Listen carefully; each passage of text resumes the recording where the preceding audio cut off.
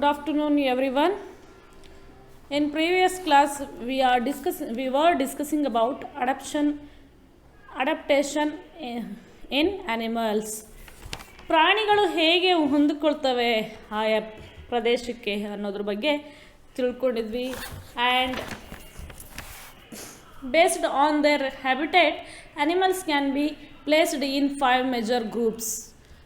That is terrestrial animals, which animals live on land. The types of animals we call terrestrial animals. And another types of animals that is aquatic animals. Which types of animals live on water? Live in water. The types of animals we call aquatic animals. And which types of animals live both on land and in water? The types of animals we call amphibians. And which types of animals live and flying in aerial? The types of animals we call aerial animals. And which types of animals that lives on trees? The types of animals we call arboreal animals. ಮಕ್ಕಳೇ,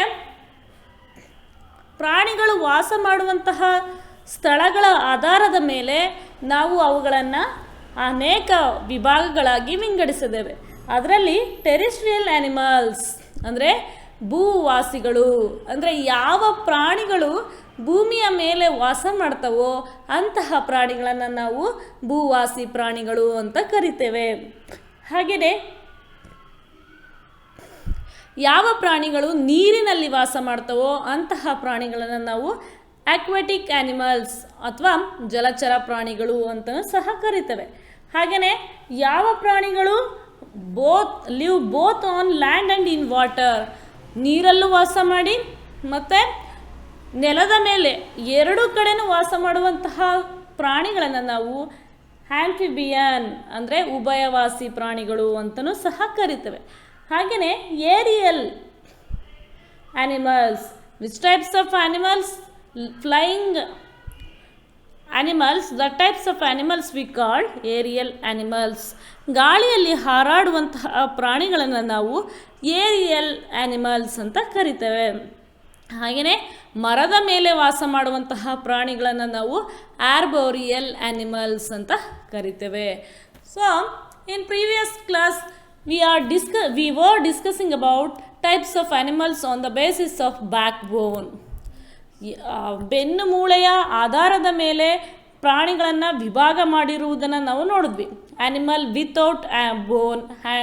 which types of animals without bone? The types of animals we called animals without back bone and animals with back ಬೋನ್. ಈ ರೀತಿಯಾಗಿ ಅದನ್ನು divide ಮಾಡಿ ಕಲ್ತ್ವಿ. ಯಾವ ಪ್ರಾಣಿಗಳು back ಬೋನನ್ನು ಹೊಂದಿಲ್ಲದೆ ಇರುವಂತಹ ಪ್ರಾಣಿಗಳಿವೆ ಅನ್ನೋದನ್ನು ನೋಡಿದ್ವಿ. ಹಾಗೆಯೇ ಯಾವ ಪ್ರಾಣಿಗಳು ಬ್ಯಾಕ್ ಬೋನ್ ಹೊಂದಿರುವಂತಹ ಪ್ರಾಣಿಗಳು ಯಾವ್ದ್ಯಾವುದು ಅಂತಲೂ ಸಹ ನೋಡಿದ್ವಿ.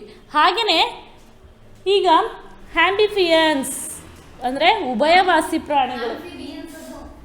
ಆಂಫಿಬಿಯನ್ಸ್ ಅಂದರೆ ಉಭಯವಾಸಿ ಪ್ರಾಣಿಗಳು, ಅಂದರೆ ನೆಲದ ಮೇಲೆ ಮತ್ತು ಭೂಮಿಯ ಮೇಲೆ ಎರಡೂ ಕಡೆನೂ ವಾಸ ಮಾಡುವಂತಹ ಪ್ರಾಣಿಗಳನ್ನು ನಾವು ಆಂಫಿಬಿಯನ್ಸ್ ಅಂತ ಕರಿತೇವೆ. ಹಾಗೆಯೇ ರೆಪ್ಟೈಲ್ಸ್, ಸರೀಸೃಪ